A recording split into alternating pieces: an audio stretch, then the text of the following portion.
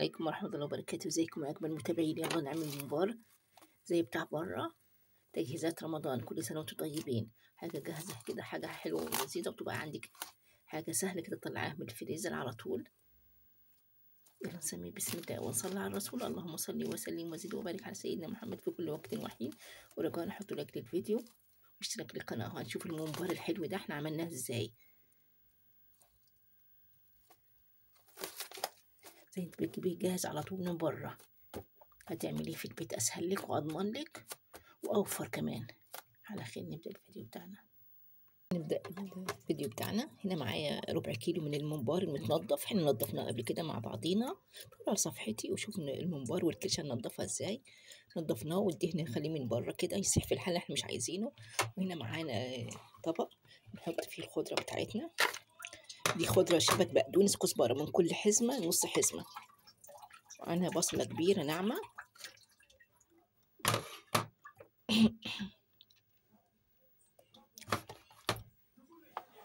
معانا نص كيلو من الرز المغسول ومتصفي.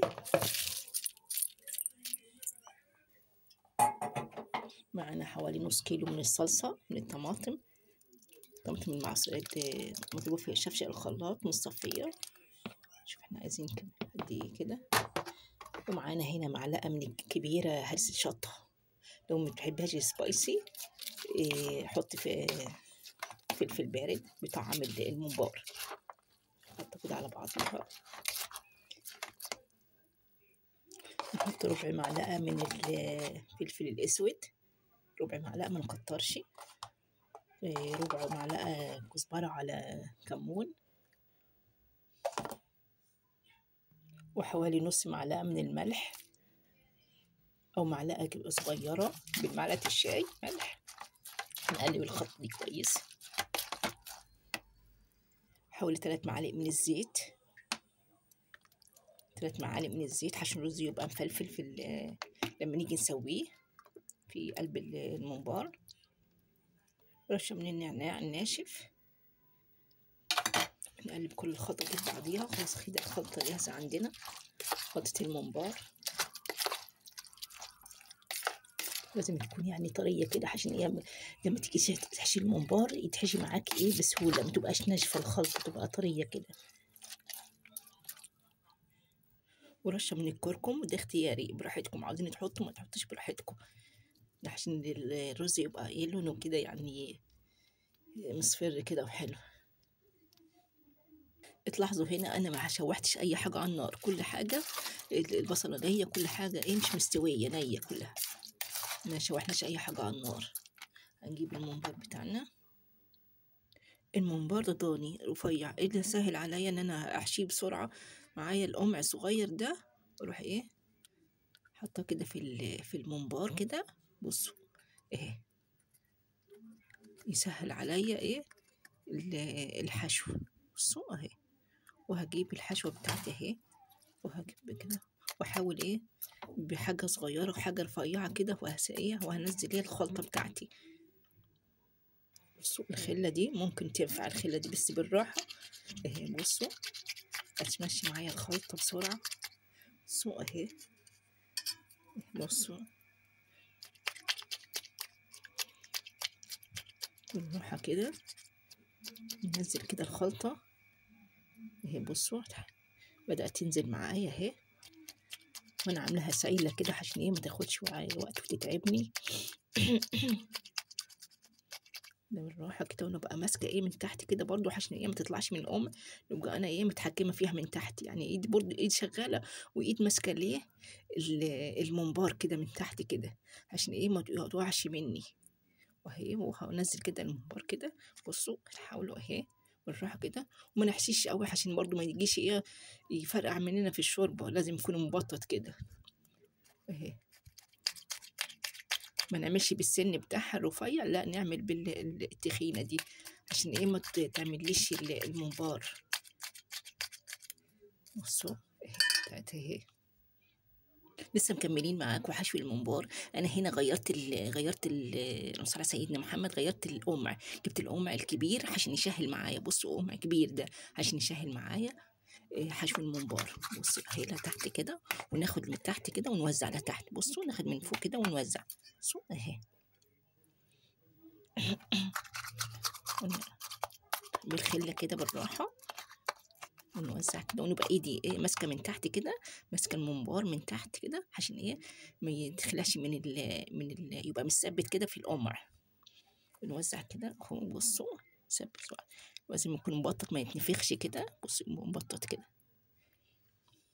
الخضار بتاعنا زي ما قلت لكم ثبتناه كده في القمع اهو. بصوا ايدي من فوق والايد التانية قصدي من تحت اهي، ونوزع لتحت، نوزع كده لتحت كده اهو. بس اهم حاجه ما نملهوش قوي، يبقى كده مبطط كده، عشان ما يروحش ربنا يقدر في الحله ويفرقع مننا. نيجي بقى خلاص خلصناه. بصوا اهي. بصوا عشان ده ممبار ضاني، ده أطعم على فكرة. الممبار الضاني أطعم من الممبار التاني اللي بتاع البقري والجاموسي. انتوا حابين تحطوها كده زي ما هي كده كبير كده زي ما هو. لو حبيتوا كمان تقطعوه، انا هقطعه عشان يبقى جاهز على طول.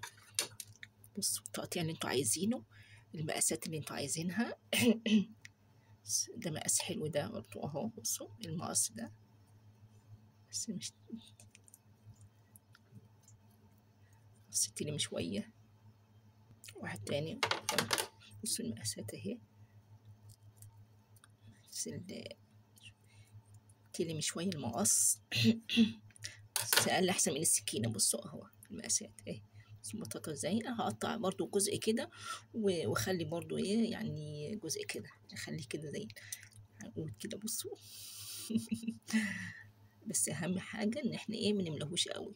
والقمع ده صراحة سهل عليا قوي قوي يعني. بصوا ما اقولكوش صراحة والله، معايا بسرعة القمع.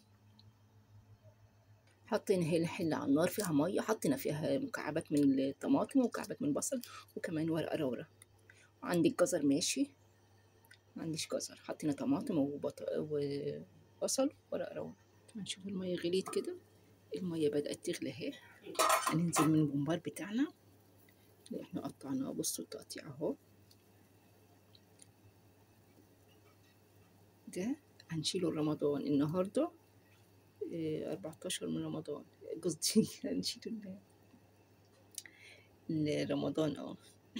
بسم الله الرحمن الرحيم. بسم الله الرحمن الرحيم. بصوا ما قطعتش انا ده، ما قطعتوش. بصوا الممبار عامة بياخد ساعة على النار، بس انا هخليه ساعة الا ربع، ما هسويش السوا الكامل عشان انا هشيله ان شاء الله.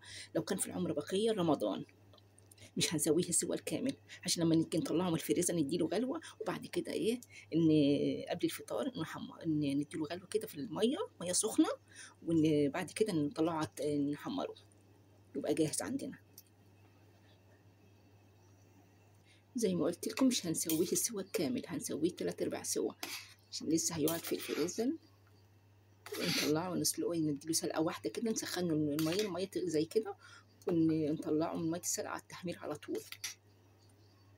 يبقى عندنا جاهز إن شاء الله في رمضان لو عشنا وكان في العمر بقية.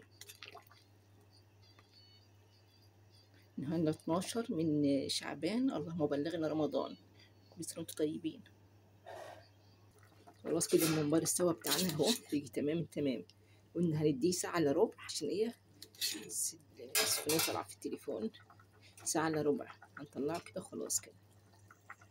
طلعنا الممبار بتاعنا هنسيبه يبرد. بصوا اللهم صل على النبي، مفيش واحدة اتفرقعت ولا أي حاجة. ليه؟ عشان احنا مش حاشينه قوي، مش حاشينه يعني قوي كده في الحشو. بصوا هنقول ده الكبير ده نقطعه كده لما نيجي نطلعه. بصوا زي ما قلت لكم خد ساعة الا ربع على النار، عشان احنا ما نسويش السوا الكامل.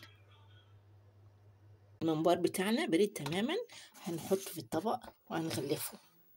بصوا ايام زمان ده الممبار. بصوا بحاله كده، هنرصه كده راس كده. بسم الله الرحمن الرحيم. لما نيجي نطلعه نبقى نقطعه براحتنا، نغلفه كده. بسم الله الرحمن الرحيم. تغليف كده.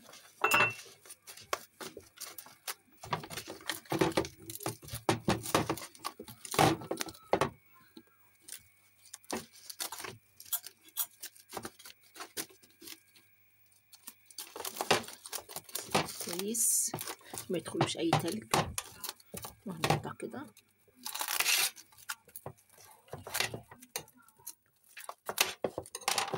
تمام كده خلاص السجق او الممبار تمام كده. غلفناها كويس، اهم حاجه احنا غلفناها كويس.